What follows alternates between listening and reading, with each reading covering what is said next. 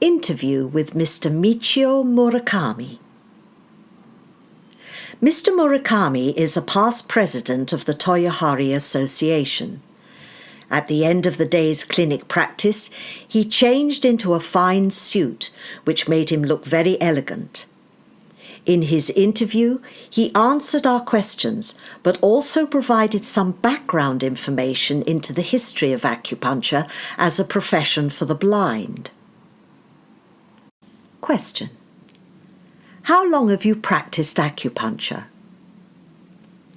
I was 15 when I held a needle for the first time in blind school in Kyushu, Japan.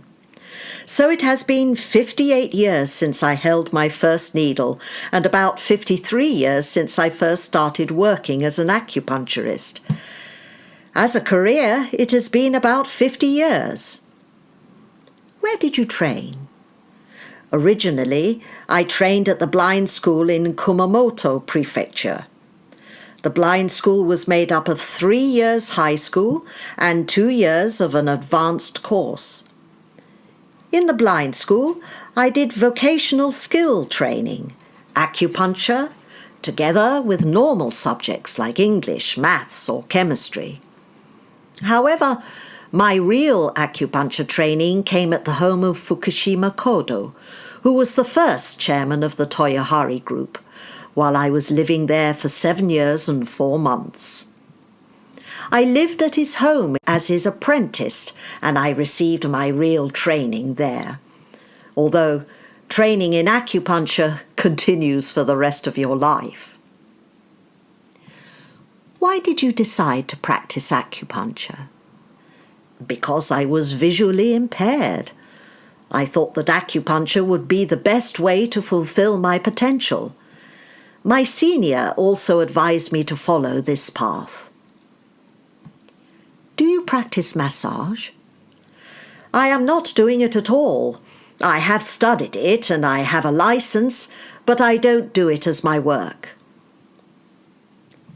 What do you enjoy about your work? I find it enjoyable and fulfilling if I can help a client whose condition is hard to be cured and move it into a better direction as much as possible. How do you run your clinic? Do you have assistants? How many patients do you see in a week or month? My son is my assistant. He is also an acupuncturist and a member of Toyohari. My wife assists the clinic. In total, there are 3 people, including me. It is a small treatment room. It would be good to have a larger place. I see about 100 clients per week. Maybe I see more than 100 people if I work 6 days a week, but from this April, I work 5 days with Monday off. As I get older, I am not able to do as much as I used to. Do you use moxa? Do you insert needles or use contact needling? My son sometimes uses moxa. I may instruct him, but I am not using it myself. For needling, I do both, inserting, touching, contact needling. I use an enshin and teishin, Japanese acupuncture tools. Are you completely blind or partially sighted? I am completely blind. Were you born blind or later? It was caused by a disease when I was 2 years and 8 months old. Does being blind help your acupuncture? It enables me to be able to focus on this work. It provides the advantage of being able to focus without being distracted during work, because you use all your senses except vision. It is also an advantage to be able to understand your client's feelings and condition using all the senses of your entire body. In my opinion, the reason why acupuncture is so good for blind people is that your working space can be small. You can reach anything in your workspace. You don't have to run around the space or drive someplace.